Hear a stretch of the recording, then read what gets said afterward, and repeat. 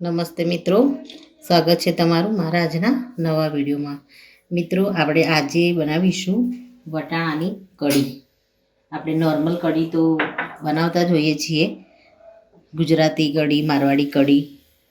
તો આજે આપણે વટાણાની કઢી બનાવીશું। તો એના માટે પહેલાં મેં 2 ચમચા જેટલું બેસન લીધું છે। બેસન અને આપણે છાશને પહેલાં તો મિક્સ કરી દઈશું, એનો એક ઘોળ તૈયાર કરી દઈશું।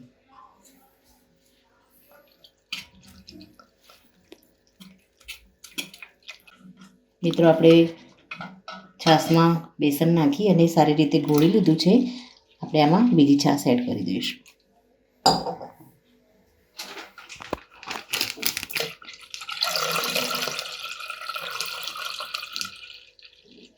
એ બરાબર આપણે મિક્સ કરી અને એમાં મીઠું એડ કરી દઈશું।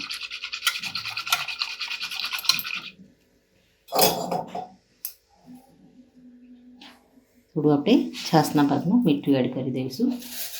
થોડા આપણે લીમડાના પાન એડ કરી દઈશું અને થોડી આપણે હળદર એડ કરીશું અને આને આપણે ગેસ ઉપર પહેલાં ઉકાળવા મૂકીશું।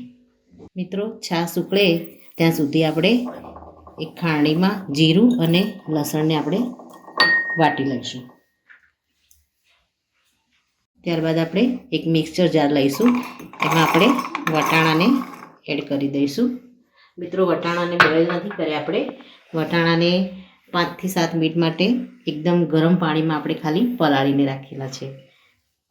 ત્યારબાદ એને નિતારી અને આપણે મિક્સરમાં એડ કરી દઈશું।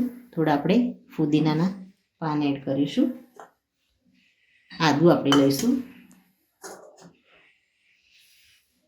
આદુને આપણે 2 થી 3 ટુકડા કરી અને એડ કરીશું, જેથી વટાણા સાથે સારી રીતે ક્રશ થઈ જાય। ત્યારબાદ લીલા મરચાં એડ કરીશું। મરચાં મોળા છે, એકદમ વધારે તીખા નથી। ત્યારબાદ મરી આપણે લીધા છે અડધી ચમચી જેટલા, એને આપણે એડ કરીશું અને થોડું આપણે એમાં મીઠું એડ કરીશું। થોડું પાણી એડ કરી અને આપણે આની પેસ્ટ બનાવી લઈશું। મિત્રો, આપણે વટાણા, ફુદીનો અને આદુ મરચાંની આપણે પેસ્ટ બનાવી અને રેડી કરી દીધી છે। આપણે હવે છાશને ગરમ કરવા મૂકી છે, એને ચેક કરી લઈએ। મિત્રો, સરસ છાશ અને બેસન સારી રીતે ઉકળી ગયું છે। આપણે હવે આની અંદર જરૂર પૂરતું પાણી એડ કરી દઈશું। આપણે થિકનેસ પ્રમાણે પાણી એડ કરીશું। હવે આપણે ધીમા તાપે આને ઉકળવા દઈશું, ત્યાં સુધી આપણે કઢીનો વઘાર કરી લઈશું। મિત્રો, આપણે કઢીનો વઘાર કરી લઈશું। સૌ પહેલાં તો આપણે તેલ એડ કરીશું અને આપણે એની સાથે થોડું ઘી લઈશું। ઘી અને તેલનો વઘાર કઢીમાં ખૂબ જ સુગંધ આપે છે અને ટેસ્ટ પણ ખૂબ જ સારો આવે છે। તો અહીંયા મેં 1 ચમચી જેટલું તેલ લીધું છે અને 1 ચમચી જેટલું આપણે ઘી લઈશું। સારી રીતે આપણે આને ગરમ થવા દઈશું। ત્યારબાદ આપણે એમાં રાઈ એડ કરીશું।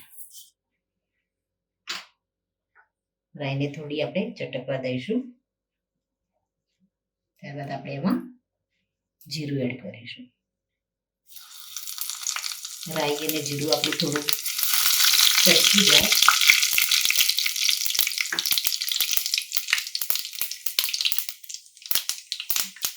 ત્યારબાદ આપણે એમાં 2 સૂકા મરચાં એડ કરીશું, લાલ।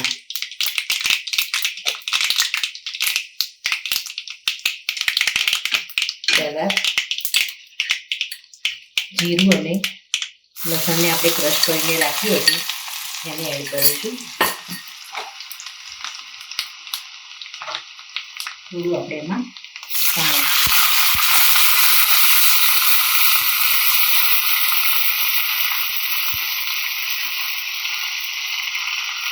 આપણે મીઠી લીમડીના પાન એડ કરી દઈશું. લસણ આપણું સરસ બ્રાઉન થઈ જાય ત્યાર પછી આપણે વટાણાની પેસ્ટ એડ કરી દઈશું. આ પેસ્ટને આપણે વઘારમાં સારી રીતે થવા દેવાની છે. થોડી આપણે હિંગ એડ કરી દઈશું.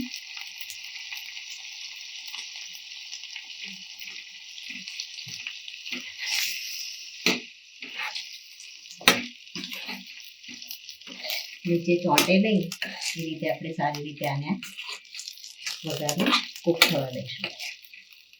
ગેસને આપણે મીડિયમ રાખીશું. આપણે જ્યારે ક્રશ કરી ત્યારે આમાં મીઠું એડ કર્યું છે. મીઠું જો તમને ઓછું લાગે તો તમે આની અંદર થોડું મીઠું એડ કરી શકો છો. આપણે પેસ્ટને આ રીતે ધીમે ધીમે ચલાવતા રહીશું અને એને કૂક થવા દઈશું. મિત્રો આપણે પેસ્ટને એકદમ સરસ કૂક કરી દીધી છે. આપણે આમાં થોડી હળદર એડ કરીશું. થોડો આપણે ગરમ મસાલો એડ કરી દઈશું. આપણે ધાણા જીરું એડ કરી દઈશું 2 ચમચી જેટલું. હવે આપણે આ પેસ્ટને કઢીને જે આપણે ઉકાળી છે એની અંદર આપણે એડ કરી દઈશું.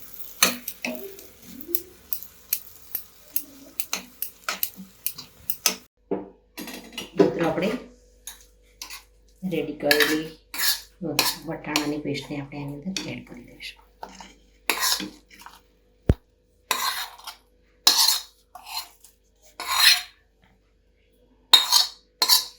થોડું આપણે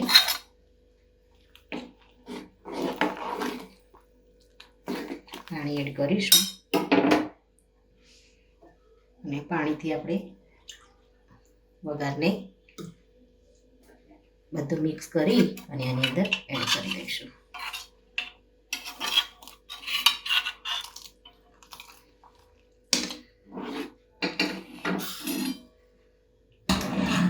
હવે આપણે ગેસને ફૂલ કરી દઈશું.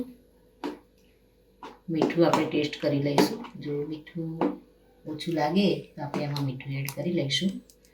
આપણી કઢીનો સરસ એવો ગ્રીન કલર આવી ગયો છે. મીઠું આપણે થોડું એડ કરીશું. છાશ આપણે ખાટી લીધી છે એટલે મીઠું આપણે થોડું માપનું જ એડ કરીશું. હવે આપણે ઉપરથી કસૂરી મેથી એડ કરી દઈશું.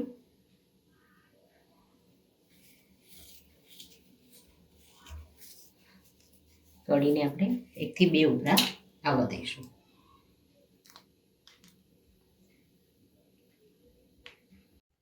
મિત્રો રેડી છે આપણી એક નવી જ રીતે બનાવેલી વટાણાની કઢી.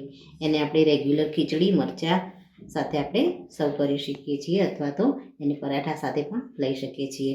તો મિત્રો આ સાથે મારો વિડીયો અહીંયા પૂરો થાય છે. જો મિત્રો મારા વિડીયો તમને ગમતા હોય તો મારી ચેનલને લાઇક શેર અને સબસ્ક્રાઈબ જરૂરથી કરો અને કમેન્ટમાં જરૂરથી લખો કે મારી રેસીપી તમને કેવી લાગી.